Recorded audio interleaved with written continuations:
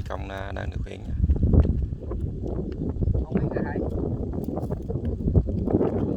Máy bay hiện đang chích dương mầm.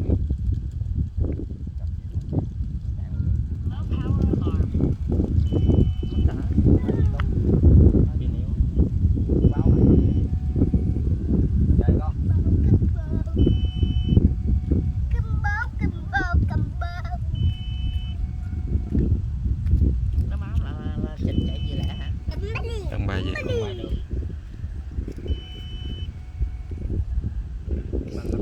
Xa khoảng chừng 1 km á.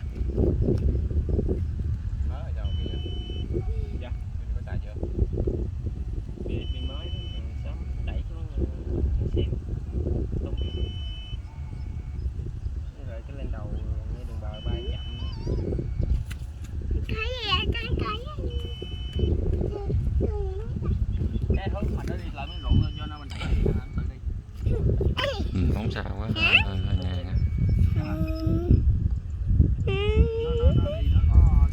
Coi đặng lên. Giờ nó đi chậm. Nó bay chậm với nó tự quay lên, nó tự quay. Đang bay về các bạn. Máy đang báo là hết pin.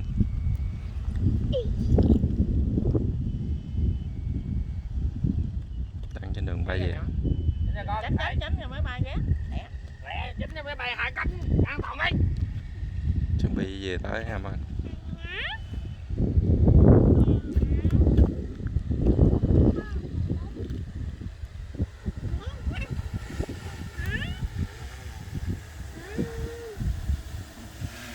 Đây nó sẽ đáp vào vị trí này.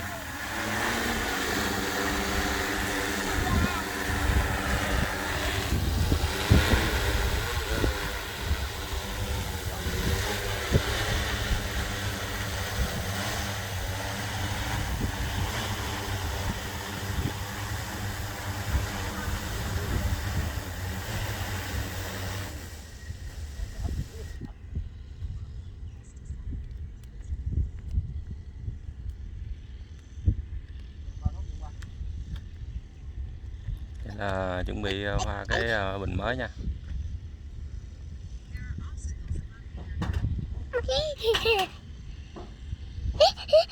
Thay pin.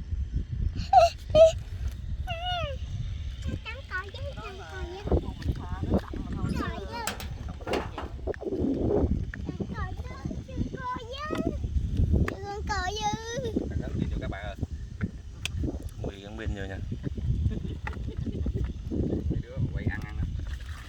Xong. Thao tác quá nhanh gọn. Đây phi công của tôi nha. Thấy vậy chứ tắt đúng lúc mà đi xong với giải phân nó hao đường lúa chứ. Thế là con đi thấy. Giờ mình đi giờ trâu đi cái ra trồng cây lúa. Thôi đi về. Ba đang chăm sóc đừng bay ra đúng không?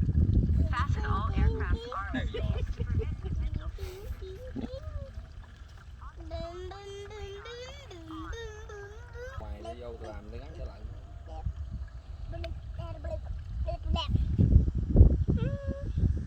Đây là bộ điều khiển của máy bay nha. Giờ chuẩn bị tới miếng nào? Nãy giờ mình đang xịt miếng này gọi đó hả? Ủa cái đó nó còn nó mò hoài kìa. Bình này dung tích được 10 lít các bạn.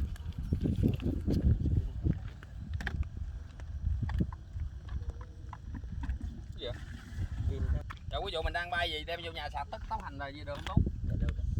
Sạc nhanh với sạc chậm. Sạc nhanh thì nó không pin. Chậm luôn. Chậm đi.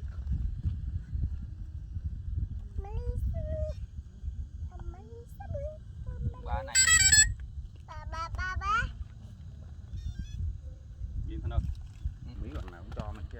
Bay tốt được. Máy bay mới mua về làm còn hơi lu bu lắm.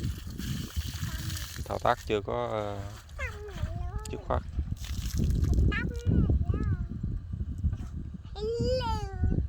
Đây, chuẩn bị nha.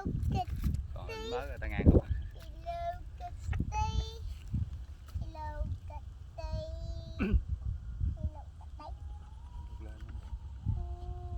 Tránh ra Khải, tránh. Chuẩn bị bài nha.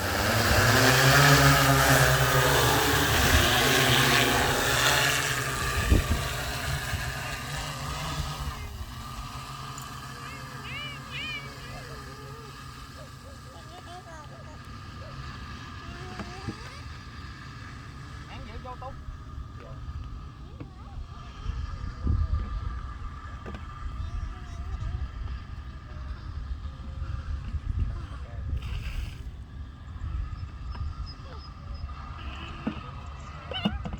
Đang trên đường đi tới vị trí phải sạch nha.